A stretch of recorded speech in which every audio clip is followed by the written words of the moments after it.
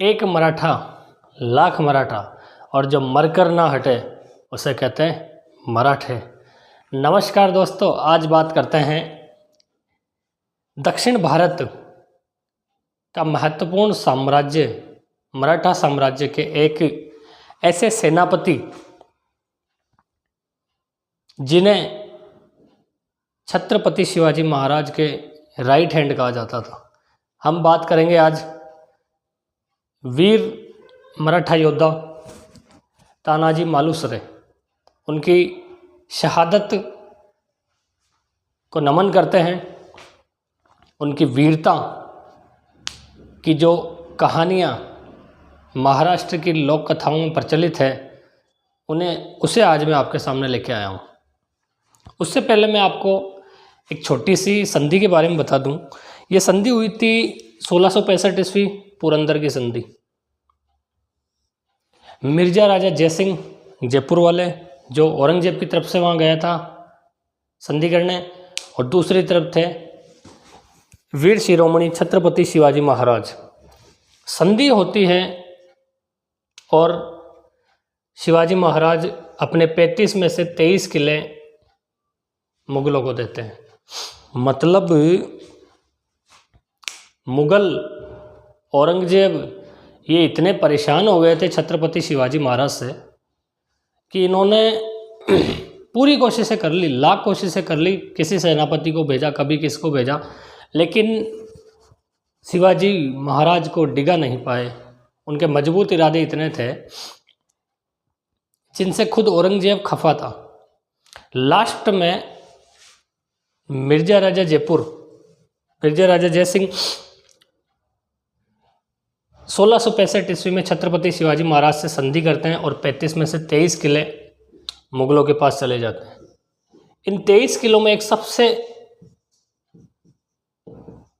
जो मजबूत किला था या सबसे फेमस किला था वह था कोंडाणा का किला, जिसे पुणे की चाबी कहा जाता। मतलब जो कोंडाणा पे राज करेगा वो पुणे पे राज करेगा, ये था। छत्रपति शिवाजी महाराज की राजधानी तो रायगढ़ थी, वो तो शिवाजी महाराज के पास थी, लेकिन ये कोंडाणा का किला नहीं था। ऐसा कहते हैं कहानियों में कि एक बार जीजाबाई जो छत्रपति शिवाजी महाराज की माताजी थी, वो कहती है शिवाजी महाराज को कि कुछ नहीं चाहिए मुझे केवल कोंडाणा का किला चाहिए। उसमें जो मुगल घूमते हैं, मुगल सेना, कोंडाणा के किले का किलेदार था उदयभान सिंह राठौड़।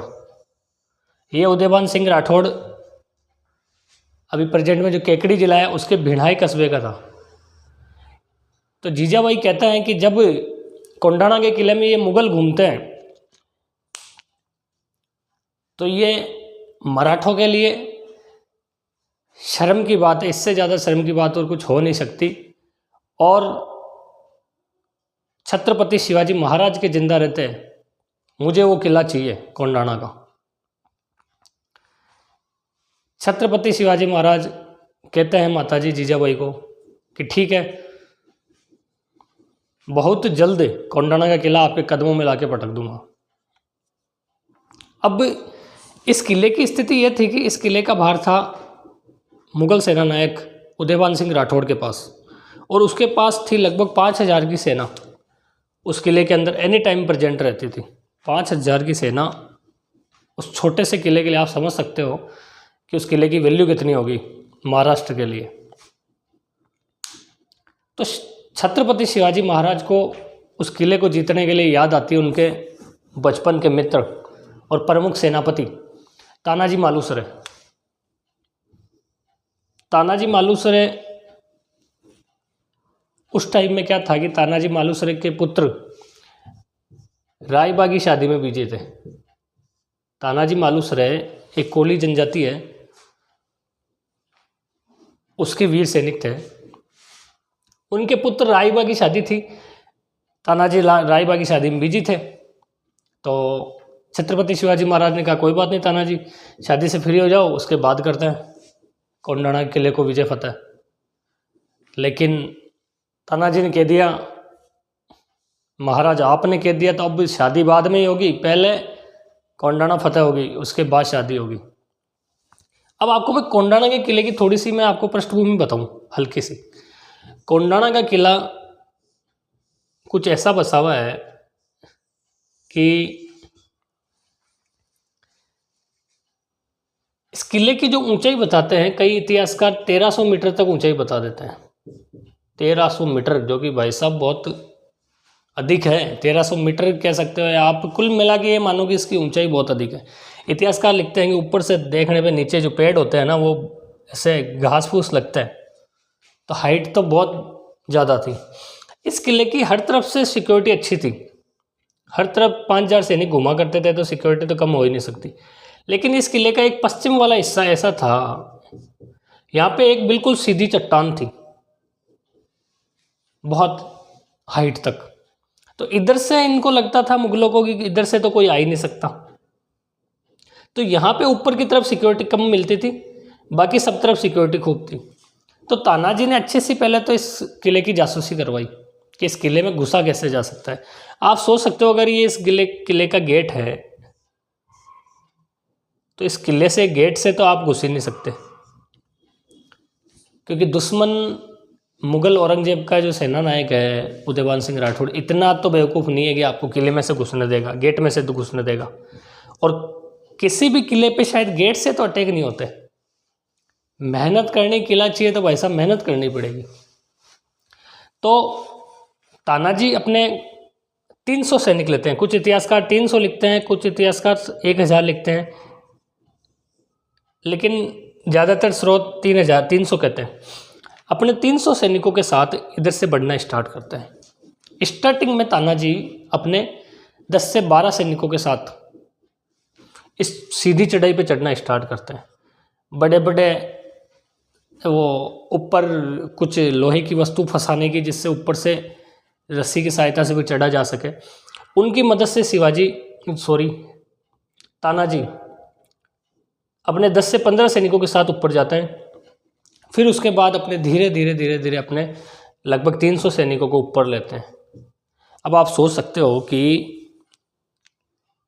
एक तो अंधेरी रात, नाइट का मामला, सैनिक दूर से आए हुए थके आ रहे, उसके बाद इतनी खतरनाक चढ़ाई चढ़नी है, चट्टान, सीधी चट्टान, यहाँ से गिरने का मतलब सीधा मौत है, बचने का कोई चांस ही नहीं है।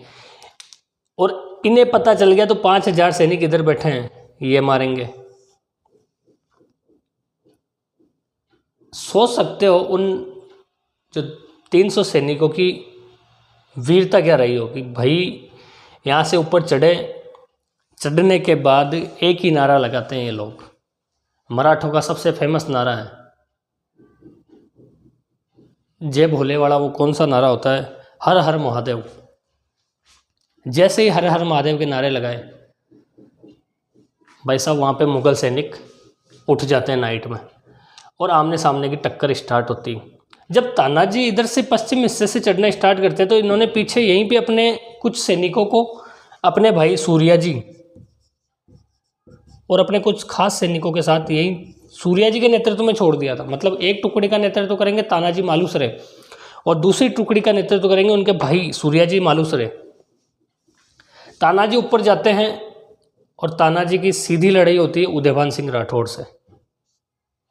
ये लड़ाई इतनी भीषण होती है, आप सोच नहीं सकते हैं कि तानाजी की तलवार और ढाल और इधर उदयभान सिंह राठौड़ की तलवार और ढाल की इतनी आवाज़ें उस किले में आने लगी, एक दूसरे पे इतनी तीव्र गति से वार हो रहा है कि अगर वो तलवार का वार कहीं और लग जाए तो भाई साहब सीधे 2 हो जाए उस आदमी के। ढाल से बचाव करते करते होता क्या है कि तानाजी की ढाल टूट जाती है।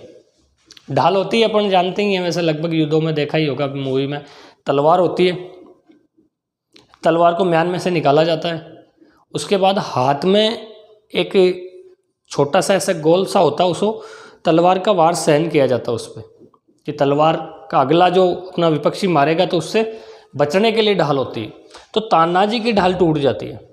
इसका फ़ायदा उठाता है उदयभान सिंह राठौड़, और उदयभान सिंह राठौड़ उनके बाएं हाथ बाएं हाथ को कंधे से काट देता, अलग कर देता है।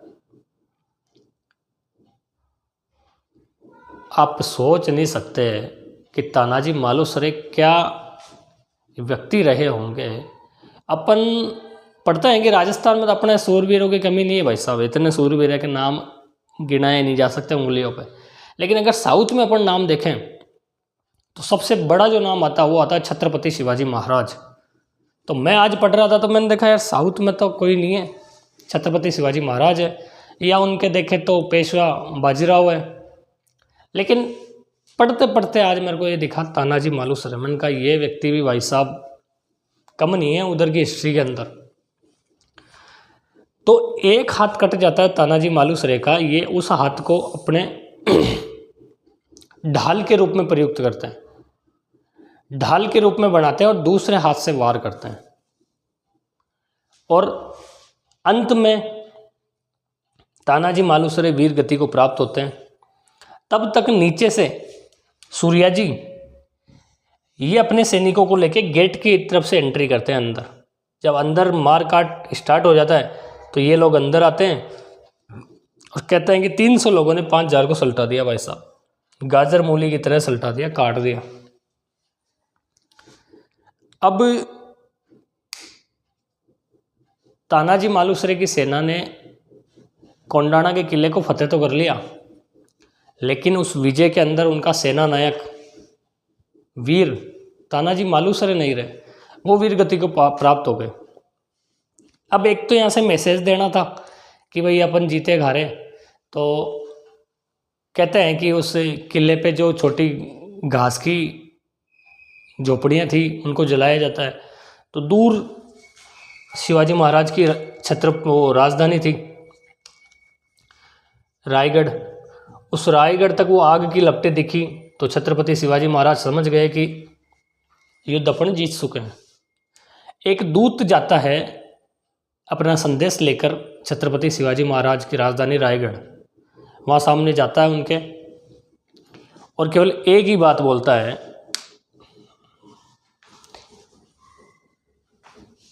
गढ़ आला पण सिंह गेला, कि गढ़ तो जीत चुके हैं महाराज अपन, लेकिन सिंह को भूल जाइए। और वो सिंह है वीर तानाजी मालुसरे, कि किला तो अपन जीत गए लेकिन हमारे तानाजी मालुसरे नहीं रहे। कुछ इतिहासकार कहते हैं या लोक कथाओं में कहा जाता है कि लोगों ने शिवाजी महाराज की पहली बार शिवाजी महाराज की आंखों में आंसू देखे। उनकी शहादत से छत्रपति शिवाजी महाराज इतना टूट गए थे। फिर उनके बलिदान को याद रखते हुए छत्रपति शिवाजी महाराज ने इस कोंडाणा का नाम बदल के सिंहगढ़ कर दिया, कि आज से ये कोंडाणा नहीं है, अभी ये सिंहगढ़ है। और वही सिंह तानाजी मालुसरे की याद ये हमेशा दिलाएगा कोंडाणा का युद्ध। तो दोस्तों ये थी कहानी उस वीर तानाजी मालुसरे की। इस कहानी को सुनकर आपको कैसा लगा? एक अपने बॉलीवुड की मूवी है तानाजी, उस मूवी में तानाजी मालुसरे का रोल किया अजय देवगन ने और बहुत ही अच्छा रोल किया भाई साहब। देखना आप, मूवी बहुत अच्छी है। और उदयभान सिंह राठौड़ का जो रोल किया वो किया सैफ अली खान ने। देखना, बहुत अच्छी मूवी है। ऐसी हिस्टोरिकल मूवी देखा कीजिए। और कैसी लगी ये कहानी आपको मुझे कमेंट्स बॉक्स में ज़रूर बताएं। धन्यवाद। जय हिंद, जय भारत।